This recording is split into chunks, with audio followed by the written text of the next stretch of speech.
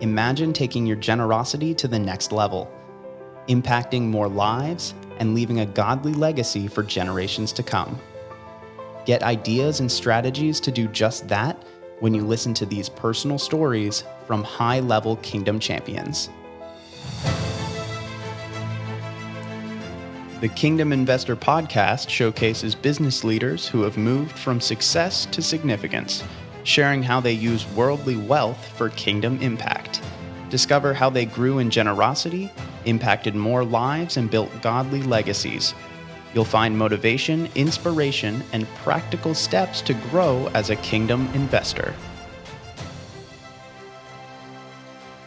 JP Blevins, welcome to the Kingdom Investor Podcast. How are you doing today? That's right. I'm doing awesome, man. Thanks for inviting me out. Good. Well, what's one thing in your week that's gone really well? What's a highlight from your week? Oh, wow. Well, I got a late start at the family thing, Daniel, but I've got a 3-year-old and a 1-year-old, and my 3-year-old had a birthday on Sunday. So, that was pretty fun watching him kind of light up and open some gifts and stuff. So that's been a pretty good one this year. Yeah. So tell us a little bit about yourself, and then if you don't mind praying for us, and we'll jump into your... Yeah, I'll keep this quick. We can get into any parts of it. Yeah, so I grew up in this really small town called Edmonton, Kentucky, which is about 2 hours from here. Really, really kind of humble beginnings. My mom was a school teacher. She's from Farmers. My dad was an attorney. Grew up there poor. A couple brothers. We were big in sports. I chased down a sports dream my whole childhood. Played basketball in Kentucky. They would kind of live that dream out. Got into business in my 20s, went on kind of a 10, 12-year crazy entrepreneurial journey to North Carolina, came back, and now I'm in the most exciting part, which is raising a couple kids and a wife, which has been the biggest blessing of all. So that's a little bit about me. I'm happy to open up in prayer too. Yeah, so, let's do it. Lord, just thank you for Daniel and what this podcast is doing. Hopefully there's something we talk about today that falls upon ears that might be encouraging or motivating. And Lord, we just know there's power in putting good people together that want to do good and make an impact, that are like-minded, that have realized that there's real joy in contributing and investing to things that move the gospel forward. So Lord, we ask that you would bless this conversation. Thank you for this opportunity. In Jesus' name we pray. Amen. Amen. So I'd love to maybe start with kind of how you got into business in the first place. Can you share some of those stories and Yeah, I think, Daniel, I think the first thing so I grew up, my life revolved around basketball. Mm-hmm. I was, playing basketball in Kentucky.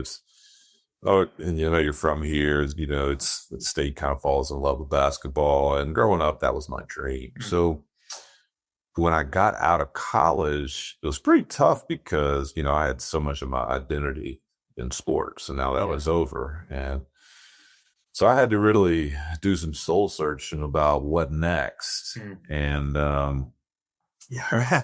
remember getting the yellow pad out, literally like old school. It was like, all right, here's where I want to go. I began to write some goals down. And, I had some big goals financially. And I didn't come from business people. I didn't come from entrepreneurs. It really wasn't my network. But when I looked at my financial goals, I was kind of like, man, well, that's pretty big, but how are you going to do that? And I remember kind of thinking through, well, to get to there, either I'm going to have to own something, or I guess I could work my way up in a big company and join the C-suite and do all that. I didn't really see myself doing that. I didn't see myself owning a business at 23. And I realized, I guess I could maybe go be John Calipari one day and coach, and didn't see myself doing that. But the one that really stuck with me was investing. And, I got shown a compounding chart when I was 22. And, if you ever look at a compounding chart, seared in my mind was 15% a year, compounded, doubles every 5 years. So I didn't have a lot of money. But I was like, all right, this is a marathon, and all the power of compounding is in the back end. And if I'm actually disciplined enough to do something really novel, like spend less than I have cut in, and they would go invest the rest. Even if I start with $5,000 or $10,000, I might be 65, but I can still get there. Yeah. And it was a thing that just kind of was seared into my brain. So I was always very ambitious. So I didn't go to business school, but I fell in love with the idea of investing, that it doesn't actually have to be my idea. Yeah. I can actually go invest in people that have the genius for building business, or I can go invest in concepts that I really believe in and grow net worth that way, that I don't have to come up with the idea. And that was a big light switch. So I thought most of my investing would come to the stock market. I started trading at 23. I just thought, because, I just wasn't around dudes that were doing private investing, right? To know where are those opportunities. Right. But everybody can do the stock market. That's open. So, very early on, even though in my first 2 years I was trading unprofitably, I was learning great fundamentals around risk management and not blowing accounts up. And I kind of told myself, like, look, this is a long game. I've never been a kind of instant gratification guy. I don't really believe in that. This is years of compounding effort, energy, money, all that, I'll wake up in 20 years and I've really honed this craft and I've got something. Yeah. So that was kind of my mindset. So I really became a sponge. I began to listen and read everything I could get my hands on and just kind of self-educated myself. But every time I would read about someone who I thought had really catapulted their career from a financial standpoint, they had all owned a bit of equity in something that had started small and grow. So at 28 was when I really had to kind of make a big decision. And that was my good friend's father that I met in school was a serial entrepreneur named Chip Mahan. And Chip, a lot of people, I don't think a lot of people know his story. I think he's one of the 3 or 4 best entrepreneurs to ever come out of Kentucky. Chip had a highly successful career in banking in Kentucky in the 90s. Ended up listing a company called Cardinal Bankshares. As the internet was just coming on, went to Atlanta, created a software company called Securities First. They were writing, as all banks were going online, people were doing bill pay. I wrote the software or sold it to all banks, allowed them to do bill pay online. So that company goes public and was preserved. Yeah. 2008, he's like, well, I think I want to go do a bank, do it differently than everybody else. So I'll pause there because that's probably another pretty big, that's really where my trajectory started. But I'll take a breath. Let you ask whatever you want to ask. Ryan. Yeah, I was going to ask, where do you think your ambition came from? It's a great question. I don't know. I did watch my parents work hard. My mom was the type that I learned the value of $1 early. Look, my dad really turned he went from dirt poor to, we were very middle class. He actually borrowed money from our local church to put himself through law school. Comes back from hometown, our hometown county turned 35 years. Kind of cool. Yeah. So, he could send me to ball camps in the summer and do that, but he worked late. And mom was a school teacher, and then she'd come home and work in the yard for 3 or 4 more hours. But, we'd go to the fairgrounds and pick up cans and stomp them and then go take them to recycle. And we didn't have Pizza Hut unless we had a coupon. And as embarrassed as I was, it really kind of taught me the value of $1. But I don't know whether when I was in 4th grade, my dad sent me to the University of Kentucky basketball camp, and I just, I saw how I got to see the players. I got to go see the facilities. It was Rick Pitino's first year. And there was just something in me that, it just hit me different. I just said, look, I don't care what I do in this world, but I'm going to play basketball there. And I will tell you, this made a big difference on my life. And I will highly encourage anyone who has a chance to speak into to young kids. So I'll never forget, I come home from basketball camp and I was going out to my basketball court in my backyard.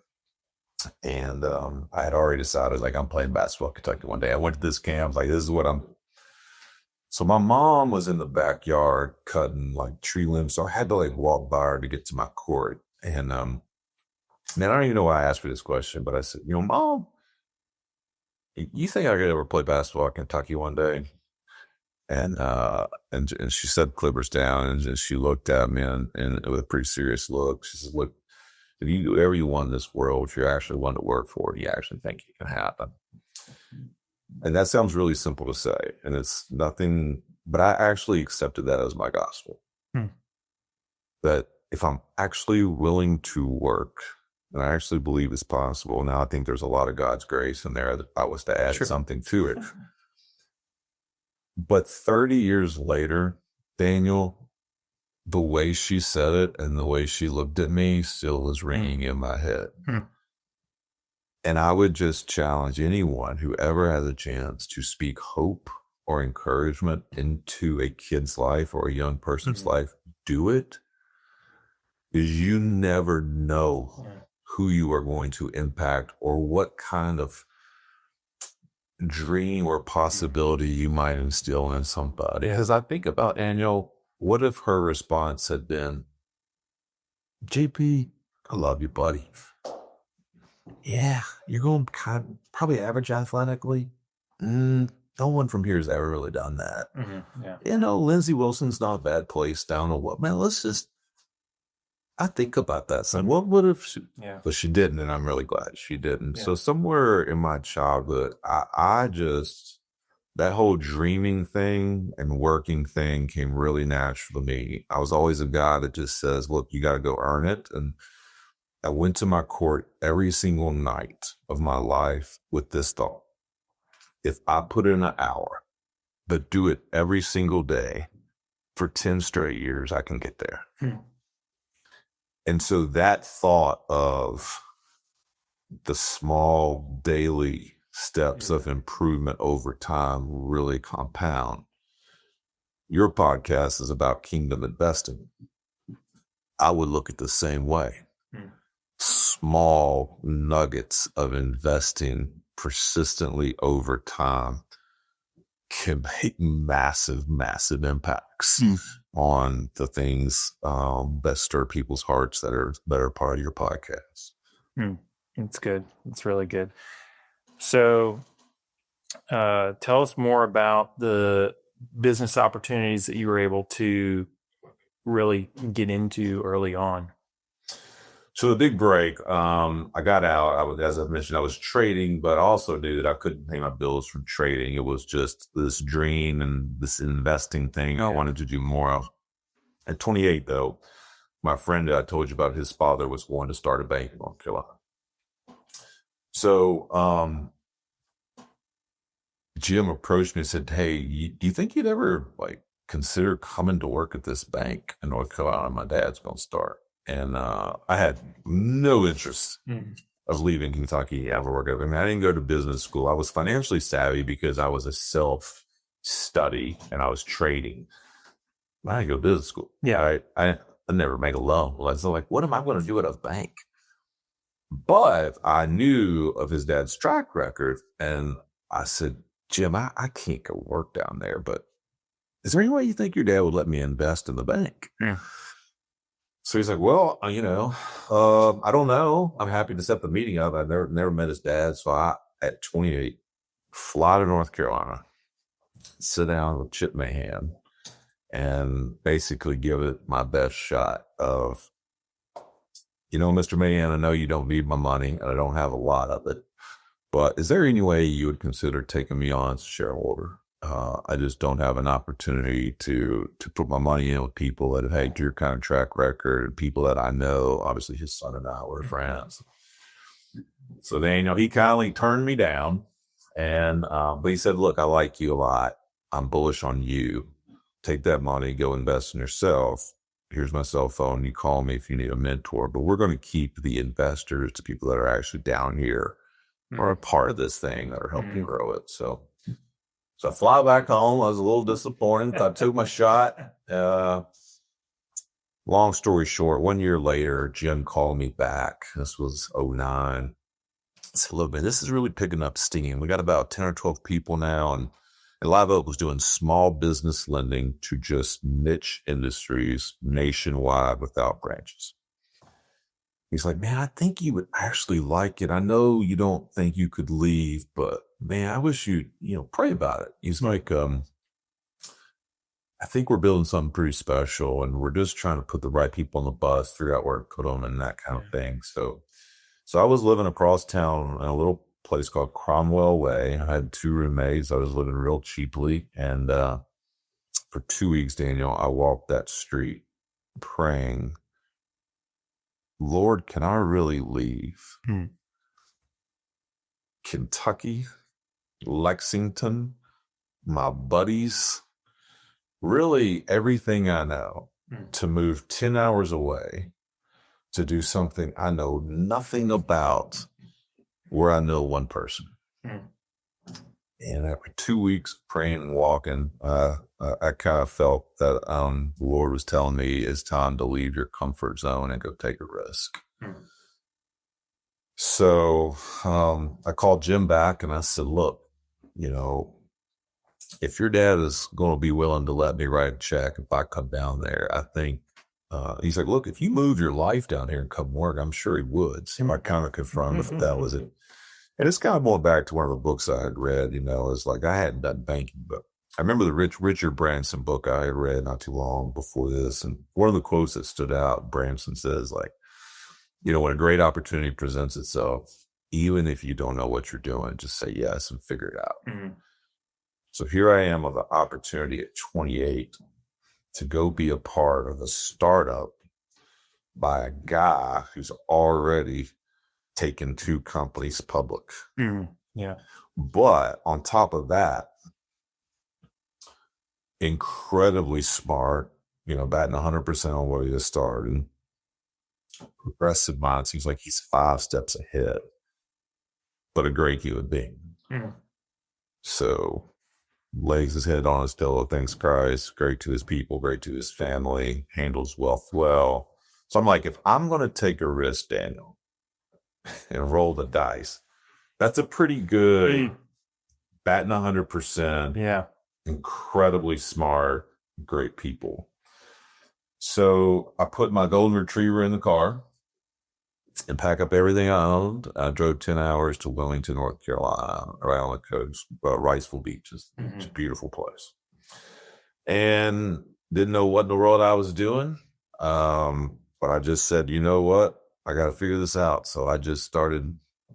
It's like, I'll just revert back to sports and what I know. Like, I'll be the first person in the office. And heck, I'll just smile at everybody and I'll print these credit memos out, go home, figure out how to lend money and learn how to underwrite. So all that went incredibly well. So that little bank that I went down there to be a part of is called Live Oak Bank. So that bank had 15 people when I got there. Today, there's 1,200. That bank went public in 2015. That bank is now the largest SBA originator lender in the country. Is the largest USDA lender in the country. So in 2017, I actually had worked my way up, became a rising star at the company, and was asked to run all of sales, chief revenue officer for the bank in 2017. And then I don't tell you that to impress you. I promise I don't.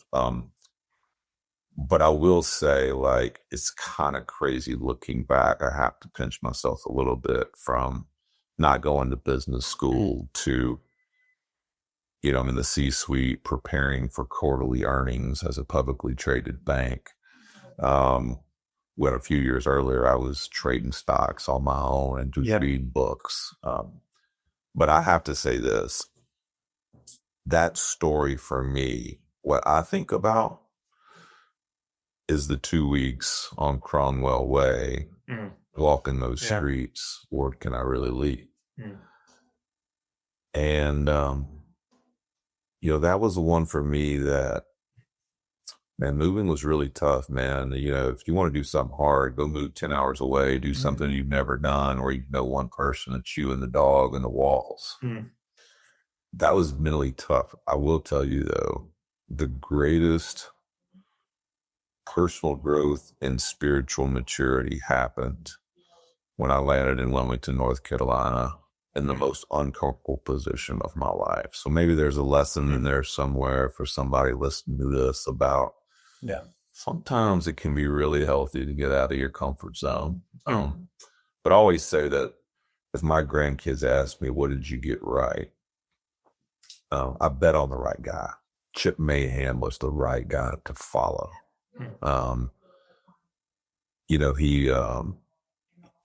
He is who I thought he was, an incredible leader, a genius for building business, but an awesome human being. And, I've been around a lot of people that have some handle it well, some don't. And I got to see a great example of what could be leading a great company with a great culture. So right time, right place, a lot of grace along the way. I followed the right guy, and yes, I took a risk, and yes, I worked my tail off. But for me to not say, follow the right guy, a lot of grace, right time, right place, fortunate, all that plays a part of my story. So from when you started at the bank to when it went public, what time period was that? Yes, good question. So in 2010, I went down there, didn't know what I was doing. So they asked, they thought I could talk a little bit. So I became a little bit of a speaker out on the road for the bank. So we'd go to like trade shows. We were lending with veterinarians across the country. We were lending to pharmacists across the country, and we were lending to dentists and doctors across the country. At that time, only 3 industries. Today, there's like 45 industries they go to. So I would go to veterinary schools and speak. I'd go to veterinary trade shows and speak. So kind of had to just learn the business to be able to talk about it. And then I realized, Daniel, I was like, look, I guess if I'm going to work at a bank, I should probably figure out how to lend money. It's how we make money around here. So if I want to be valuable, that's how it makes it. So became a lender in probably 2011. Did that for a year and a half. That went really well.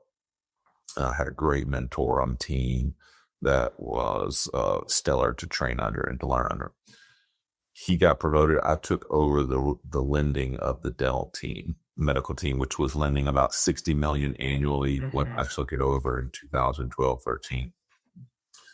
And 4 years later, we were able to grow that from $60 million annually to $400 million annually.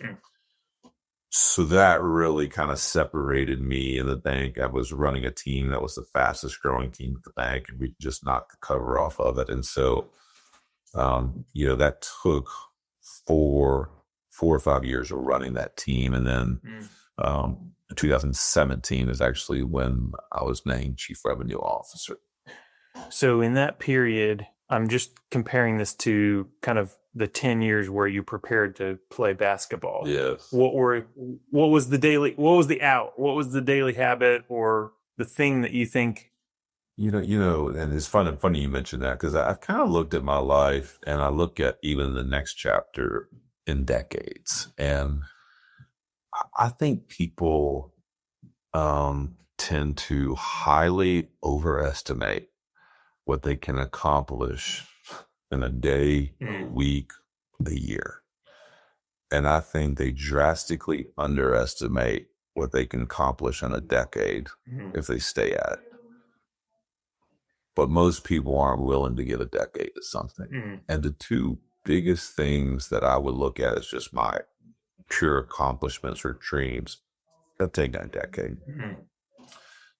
But, you just go back to, on the basketball side, it's pretty easy. You go down there and you work your butt off. You're working on the right things. And then, I don't care who you are. I don't really know a substitute for hard work. And that looks a little different for everybody. For me, it was getting in the office at 5:30 and getting my day planned and making sure I was keeping my mind straight, and I was learning from the best people. I was going to find good mentors. And, you just do it every day. And you really try to just, man, how can I add value, right? How can I continue to add value? Well, it's pretty powerful. It's really hard, and it takes a lot of, I think, spiritual maturity. But if you ever get to the point where you're like, it's not about me, how can I just go add value here and get your eyes off yourself and think about what are you doing for others, or what are you doing to add value to a company, as opposed to what's coming back to me. What do I get? If I have just found, if you put your head down and work your butt off and go add tremendous value, and you wake up and you do it again the next day, there will be some point where there will be some rewards. I have found that to be true. Interesting. So I want to touch on something that one of my other mentors has talked about, being faithful to one thing for kind of that 7 to 10 year time frame. And that is really where you see a lot of exponential growth, because a lot of people don't commit to that. So I know you talked a lot about the decade. Is there anything else that we can maybe glean from that, or kind of your thought process around that? Yeah, well, I would just say, like, in sales, right? So I think about when I was lending money, we were lending in a highly competitive industry, lending money to dentists and doctors. Yeah. So, Daniel, you don't have to know much about lending money, but you want to lend money to people who pay you back. Right. That's a pretty good idea. Okay. Dentists and doctors have a high track record of being able to pay you back. If that's the truth, everybody in the country wants to lend money to them. Right. So it becomes pretty competitive. So that's the industry that we grew from 60 million to 400 million, where we had to really go make our mark, was educating these centers of influence or referral sources across the country, which really came from relationship. So let's just say you're an equipment manager selling dental equipment, and you know all the doctors in California because you're in all their offices, or you're in all the dentists. So we would go build relationships with that guy. So the way I thought about it was, every 30 days, I'm going to call this guy. I'm going to go meet him. I'm going to email. He's going to hear from me. And I don't know how long I'm going to have to do this, but this is my commitment. Yeah. And I compare it to, like, think you've got a big sledgehammer and you got a giant boulder in front of you, and the first meeting is like one lick, and you're trying to crack the boulder, like nothing happens at all. And the next month you do it again, is like, I see no progress. Boom, I hit it again, no progress. I hasn't even chipped. Yeah. But I don't know how many times Yeah. I'm going to have to hit this thing. 1 year, 3 years, 5 years. But I have a core belief that if I stay at it, at some point, might take the 30th lick, it's not going to chip, it's going to break in half. And so was it the 30th lick that actually broke it open? No. Probably the accumulation of all 30. And I don't know when it's going to break. That's not my job, is to stay persistent and stay at it. I kind of view life like that. I'm going to go make these daily whacks, put energy towards the right things, hopefully do good work. And I just have to believe that over time, that will pay off. I think it does, and some will, some won't. Yeah. So what next? And you just keep. That's just how I'm wired. And there's a difference in being committed to something and being interested in something. I will tell you, basketball taught me the difference between the two. If you're interested in something, you do it when you're feeling good and you've had a good day, and you make an extra call, or you go. Commitment, it doesn't matter what's going on. That's just what you're doing. And you'll figure it out.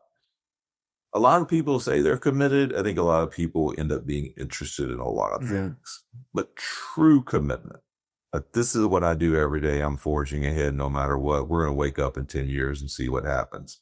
That's commitment.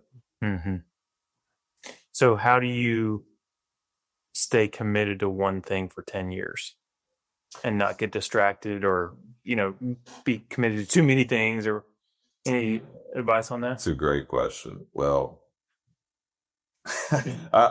I've probably struggled with balance over the course of my life. I have always leaned more towards the work, and I've had to be intentional about making sure it doesn't become too important.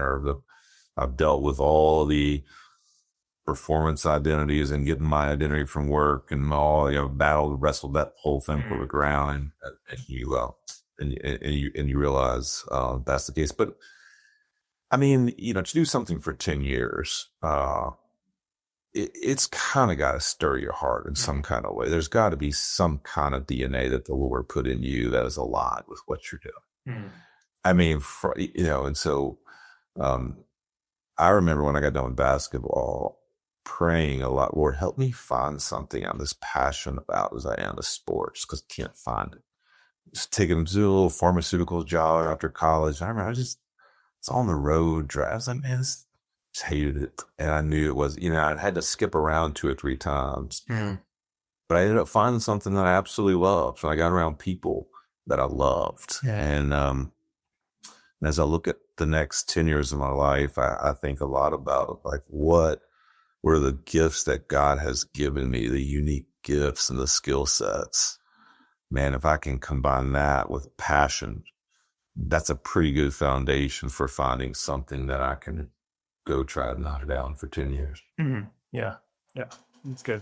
So going back into your story, after the bank goes public, what's the next step or next phase? So it's good. So that's the good part. The other good part was we spun a software company off from the bank that we seeded in 2010 called NCINO. That company ended up going public in 2020. Today has over 4,000 people, was in 72 largest banks. So I got the incredible opportunity to literally be involved in having a front row seat to 2 companies that started from nothing, that both became publicly traded. So wild, kind of awesome blessing of an entrepreneurial journey to be able to be a part, and the lessons that I've learned. So that entrepreneurial spirit just kind of gets in you. Right. So that's the good part. The bad part, and I think it's always good to share what didn't go right as well. So I took the head of sales job in 2017, and you're a publicly traded institution. And, that job wasn't a lot of fun. So, we had 140 loan officers in the bank that all kind of rolled up, and not direct, but I was under sales, and every personnel problem kind of hit my desk. And, I'd go to bed at midnight, couldn't get out of my inbox, I'd get up at 5. And, you run that out for a couple of years. So after 2 years of that, I went to Chip and I said, Chip, I didn't set out to climb the ladder, but it's happened. And the ladder might be leaning against the wrong house. I was like, I got to get back to having fun again. It's just that 2 years with a lot of stress and not a lot of fun. And if that's walking back down a rung or 2 on the ladder, then that's so be it.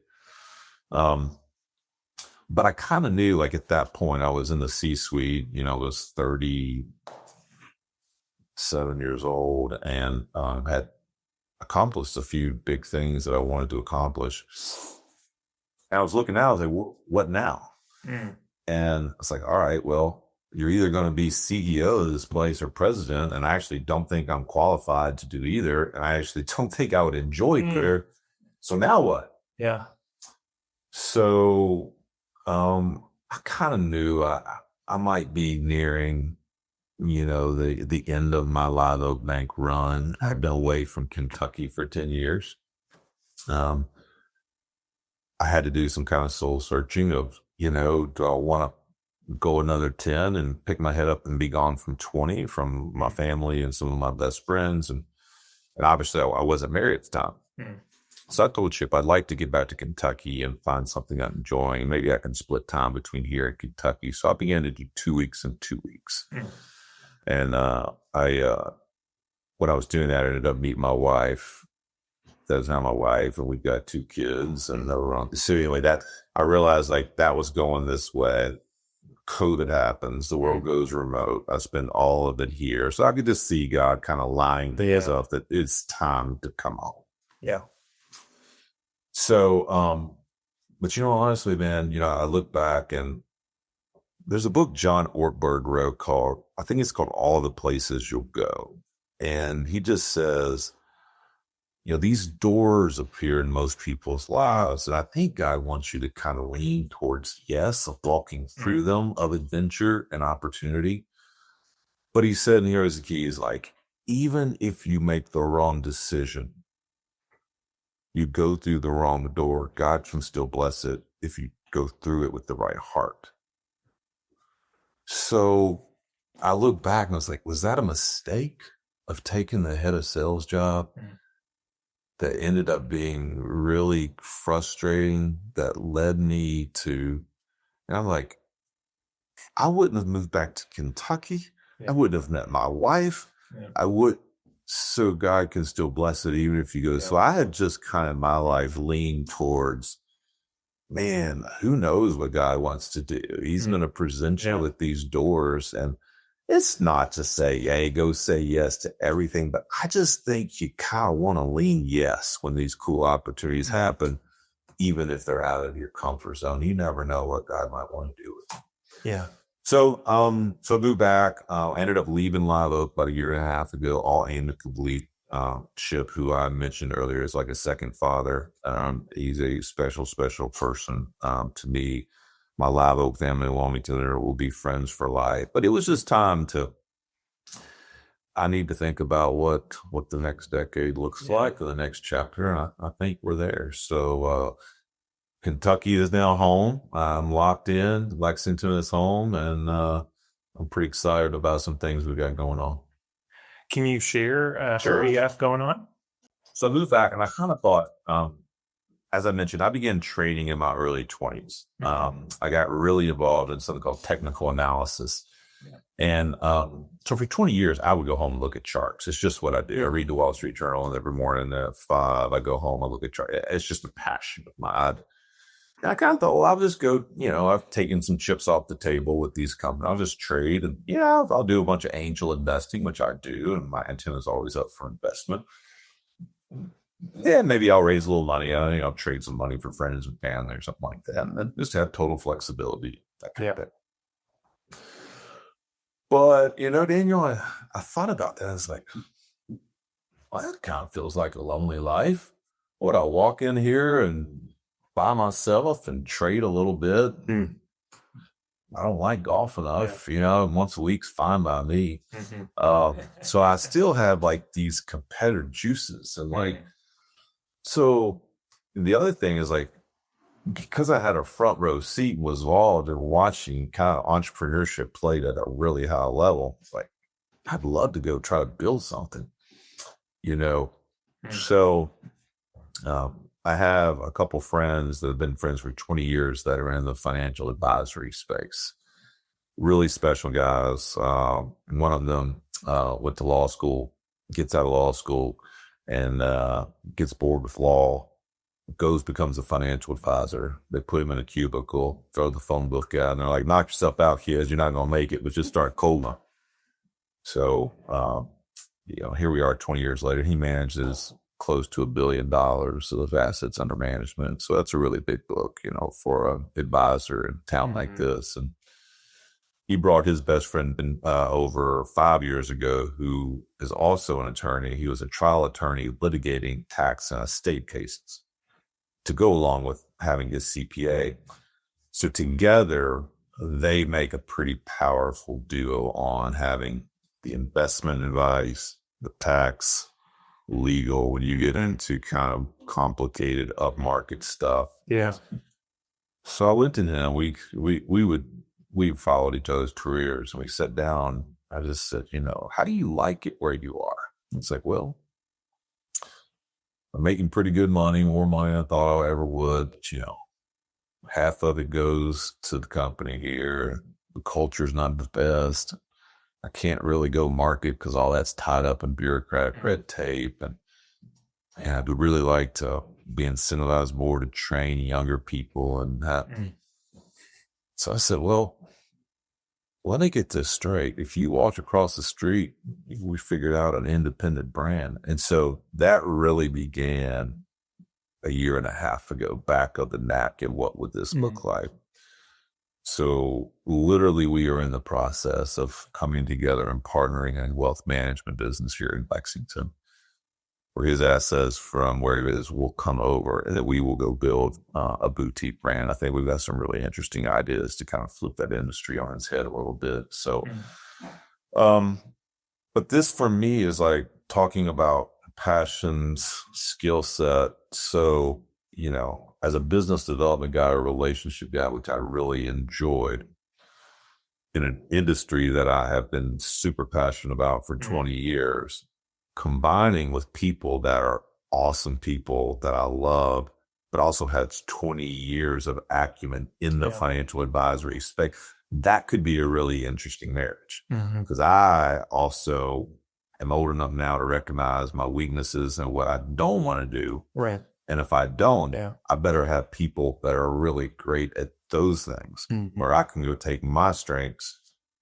And so we will, we're in the process right now of branding the new firm, assets transfer. So another 3 months downtown, you'll see a logo on the building. And so I'm super excited. It's like, but then to like what you're talking about here, it's like,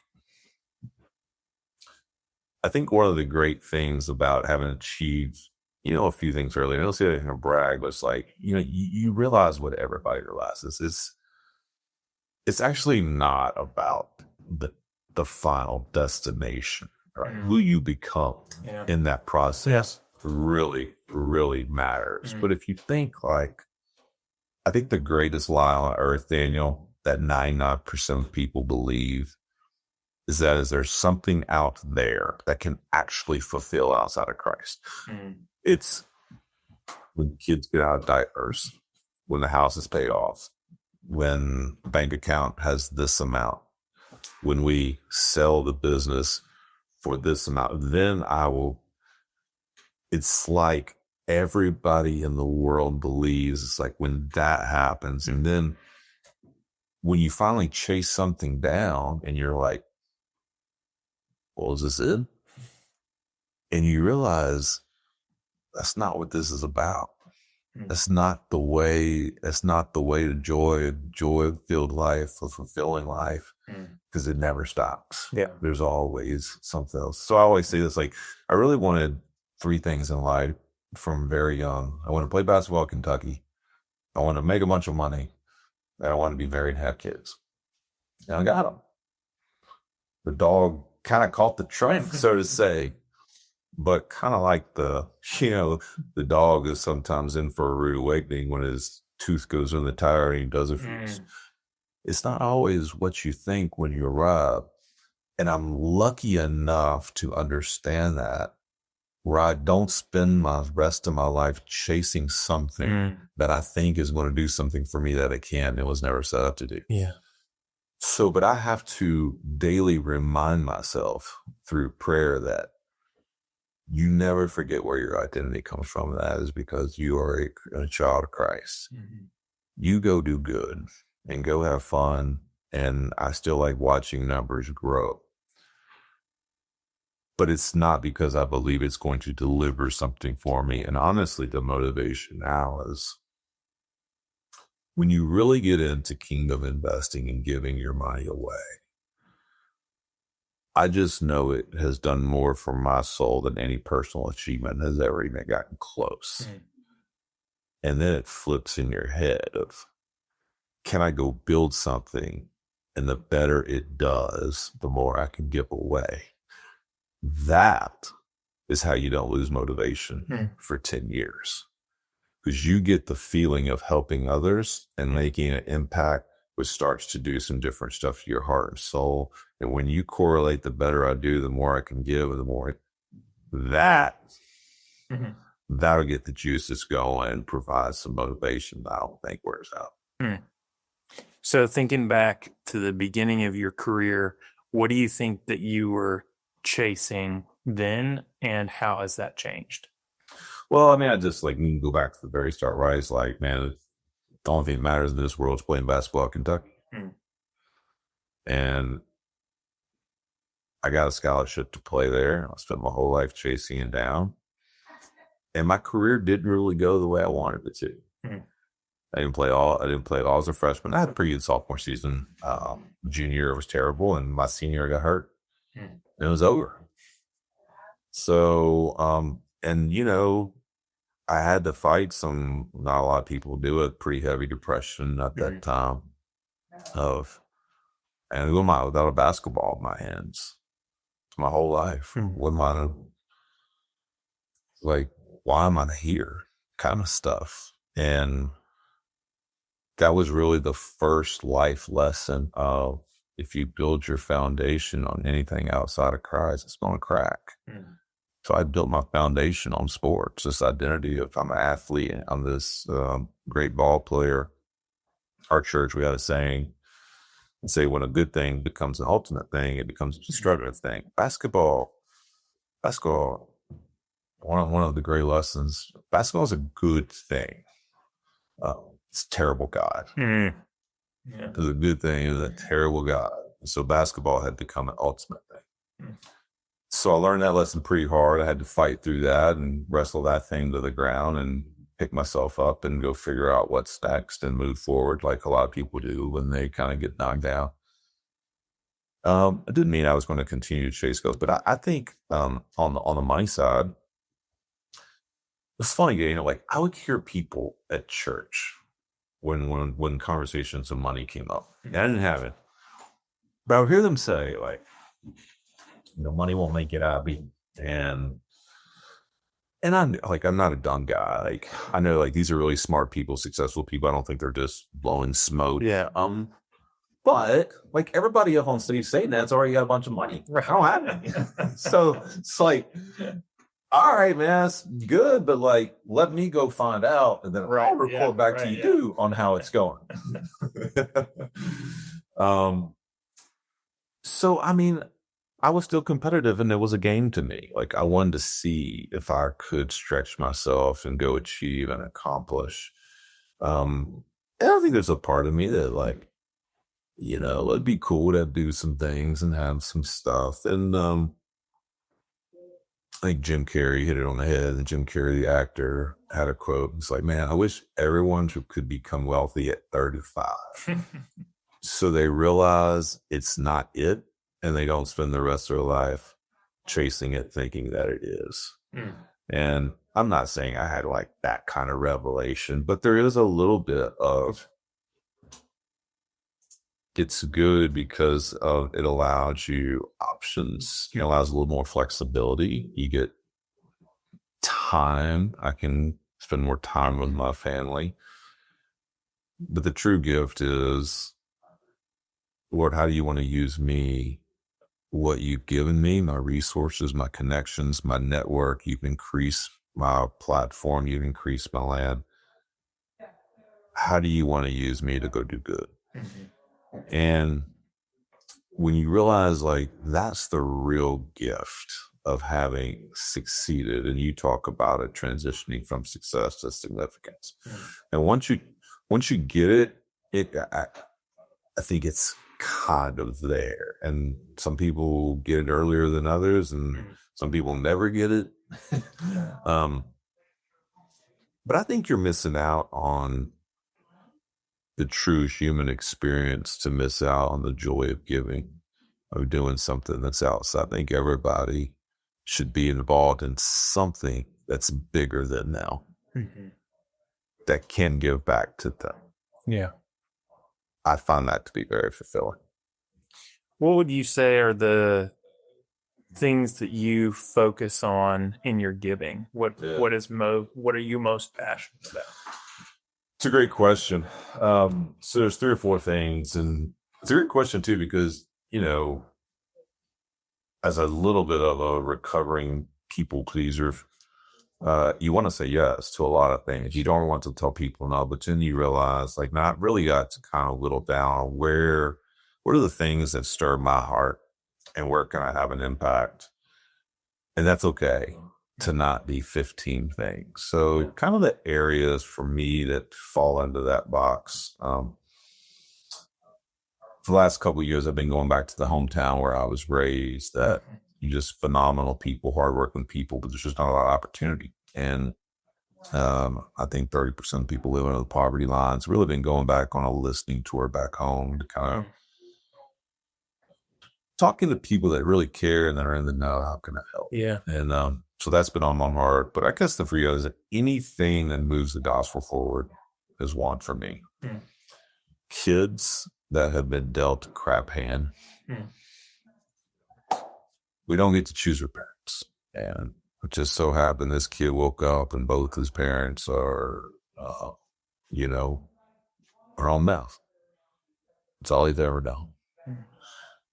That I have a heart for. And I have a heart for just abject poverty. And, it's like, Daniel, there are people in my hometown that still have a dirt floor in their house. I can think about that. Yeah. Dirt floor in their house. And people that have the chance to help those kinds of folks want to do that.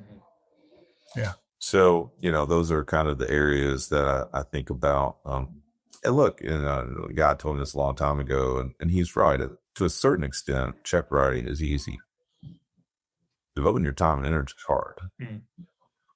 So there is a company that, a nonprofit that I'm really excited about that I have. The prayer that I pray that really kind of led to this is like, Lord, just keep my antenna up.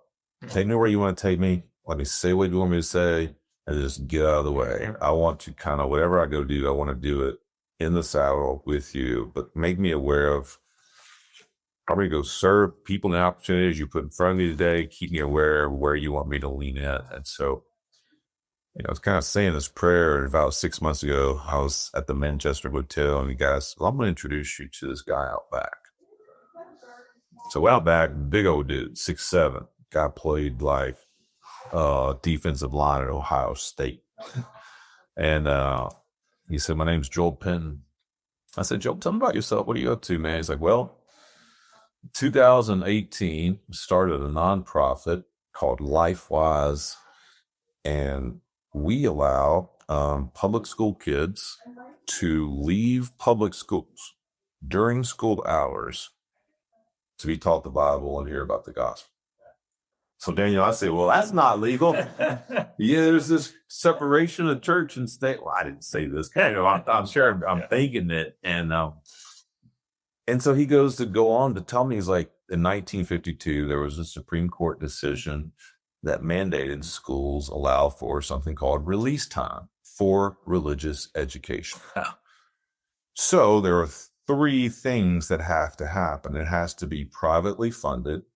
It has to be off school campus, and you have to have a parent's permission. So I'm kind of thinking like, all right, this is his hometown. There's like 2 schools. This.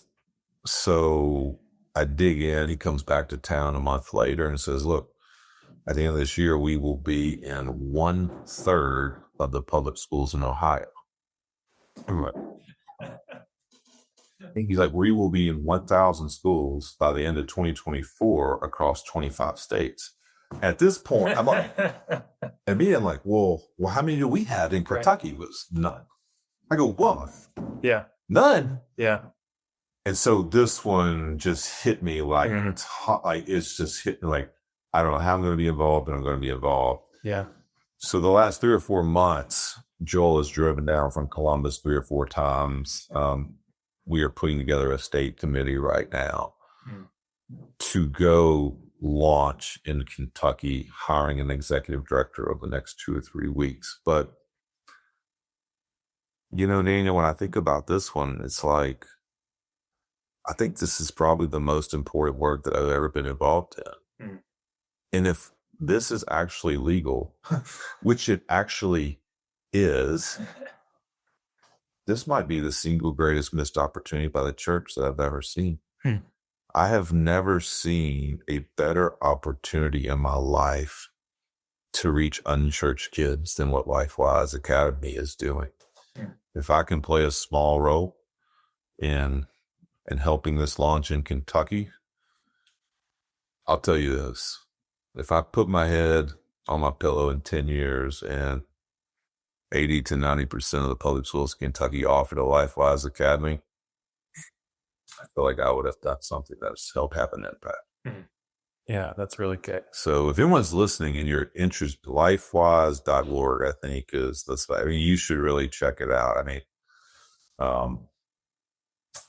I've heard also a lot of great ideas that went along with not great leadership teams, and I didn't get involved because I couldn't get behind the leaders. Everything I've seen from Joel and his team, they operate with excellence. Mm-hmm. And I poked holes, tell them about the curriculum and how do you get a teacher's? I mean, I went through it all. Yeah. And I kept coming back to, I don't have any reason now. Like, Laura's just put this out. Like, we got to do this. So we're going to get pruned to do this. Yeah. It's really neat. Thanks for sharing that. Really appreciate that. Yeah. So are there other kingdom investments that you've made that you feel like have just been really rewarding or just really made a big impact on people's lives? Yeah, man, some of it, there's certainly, money has wings. Money can help. There are things that I put money towards that I know is having an impact, and that feels good, that hopefully I'm stewarding well what the Lord has given me. But there's also, I think when your eyes are open and you say, Lord, use me. You woke me up this morning, and if my heart's beating and there's breath in my lungs, there's probably a reason why I'm here, and help me to continue to lean into that purpose. Mm. And it probably isn't to go pay the house off. Mm. It probably isn't to get another job promotion if you really want to know your purpose. One that has happened to me just since I've been back that I didn't really think it was probably a calling, but the more it happened, I realized, like, I think God wants to use me through this. I don't know whether it's, a little bit of name recognition. I guess I'm playing basketball back in the day here. And then I think people have followed a little bit of my business story. And, but it's just a lot of just really good younger men reaching out, wanting to grab coffee and talk. And I realized, I think the Lord really wants to use me in a mentorship type role. Yeah. So man, I have never turned down someone saying, and then, look, I enjoy people. So, and I love people's stories, but like, if you really get to know someone and really invest in someone, it's a 2-hour conversation. Yeah. And so it is an investment, right? To your most valuable asset. Yeah. It's your time. That's one that I feel like, man, if I can speak hope, truth, encouragement into young leaders, new entrepreneurs that are going to be leading companies one day, but also keep the main thing the main thing. I think that's another way God is using me that I feel really good about. Yeah. I've built a little business downtown and created a space to network. And I don't really go advertise it, but if anybody in the city is doing good, nonprofits or anyone doing gospel related, and they need it to go fundraise or host, I just give it away. That's another way, kind of outside the box. I kind of think about trying to do good with the resources and the platform that I have. So, somewhere in the middle of that, I'm a sinner like everyone else, but I'm trying my best. Yeah. And hopefully God's grace will keep getting better at it. So looking back at your story, do you have any regrets that if you shared might help us grow and avoid?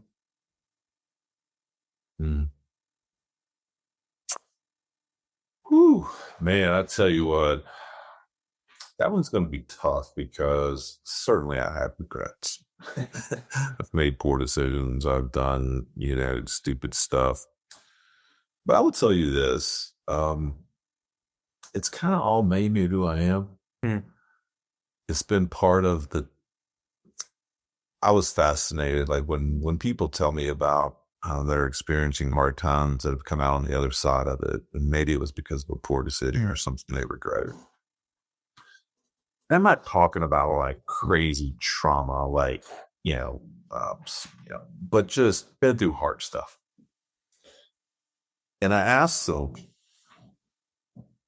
if you had to do all over again, would you do it any different? And they think about it and they go, no, because it's part of who God has made me to be. It's part of my story. Yeah. And had that not happened, I wouldn't have developed the compassion I have for single moms. And now I've started a ministry for single moms. And, I just kind of find like I've been fascinated with, if you really think about it, had this not happened, however bad it was, there's probably something that God did with it to develop your toughness, your heart, your compassion, your fortitude, I look at it the same way. It's like, I don't want to go relive that, but I actually probably wouldn't change it because it probably helped make me who I am. So that's probably how I'd answer that question. Yeah, that's good. Well, is there anything else that you want to share with our audience before we jump into the Mentor Minute? No. I don't think so. I would just, one thing that I always share, I think is fascinating just to, as I think about my life, I think about, what's important. And certainly you're having a podcast that's cultivating a conversation around doing something that has an impact outside of yourself. I thought it was fascinating. I read a hospice study. This was about 15 years ago, 10 years ago. And so what had happened, these hospice nurses that had spent a lot of time with people in the last 2 weeks of their life had asked that question: if you had to do it all over again, what would you change? And they put all the answers together, and the three most common responses they got to that question, would you change anything, was, number one, I would slow down and enjoy the miracle. And I think our world is set up in a way with our phones and, tablets and like that. It's moving really fast. Man, take a breath, enjoy the day, enjoy the simple things. Second thing they say is, I played life too safe. Like if there were things I wanted to do, and I don't even care if it would have worked, I would just like to have known yay or nay, but I never tried. And whatever that means to anybody, I think you got to take that one pretty seriously. And then the third one was, I just wish I had done something that would outlive me. So whatever that might be passing my journals to my kids. That might be involved in a nonprofit that you cared about, but just something that had some legacy component to it. And that looks very different for everybody. But, if those are the three most common answers to people, would you do anything differently? I think, you should probably take some of that pretty seriously. Yeah, absolutely. That's good. All right, let's jump into the Mentor Minute. Who is the most influential person that you know, and how have they impacted you? I would say Chip Mahan.